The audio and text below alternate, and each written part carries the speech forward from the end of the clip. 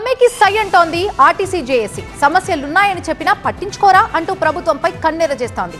ఇటు ప్రభుత్వం మాత్రం రండి చర్చించుకుందాం, సమస్యల్ని పరిష్కరించుకుందాం అంటోంది. అసలు ఇంతకు మే 7న ఆర్టీసీ కార్మికుల సమ్మె ఉన్నట్టా లేనట్టా?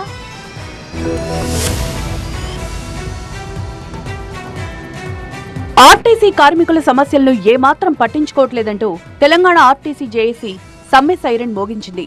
రౌండ్ టేబుల్ సమావేశం నిర్వహించి మే 7వ తేదీ నుంచి ఆర్టీసీ కార్మిక సంఘాలు సమ్మెకు వెళ్తున్నట్లు ప్రకటించింది.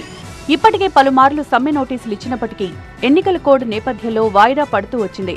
అయితే ఈసారి సమ్మె విషయంలో వెనక్కి తగ్గేదేలే అంటున్నారు జేఏసీ నేతలు. ఆర్టీసీ పరిరక్షణ, ప్రభుత్వ హామీలు, విలీన ప్రక్రియ పూర్తి లాంటి 23 డిమాండ్స్ ను తెలంగాణ ప్రభుత్వం ముందుంచారు. ఇక ఆర్టీసీ సమ్మెపై స్పందించిన సీఎం రేవంత్ రెడ్డి కీలక వ్యాఖ్యలు చేశారు. కార్మికులు సమస్యలుంటే ప్రభుత్వంతో చర్చించాలి అన్నారు.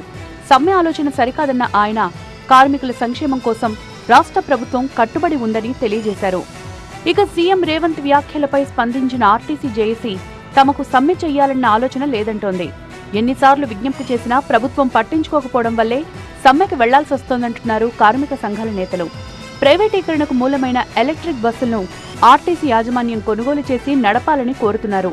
2021 వేతన సవరణ చేయాలని, అలాగే పెండింగ్ బకాయిలు సైతం చెల్లించాలని తెలంగాణ ప్రభుత్వానికి వారు విజ్ఞప్తి చేస్తున్నారు. ప్రభుత్వ ఉద్యోగులతో సమానంగా ఆర్టీసీ కార్మికులను గుర్తించి ప్రభుత్వంలో ఆర్టీసీ విలీన ప్రక్రియ చేపట్టాలని డిమాండ్ చేస్తున్నారు.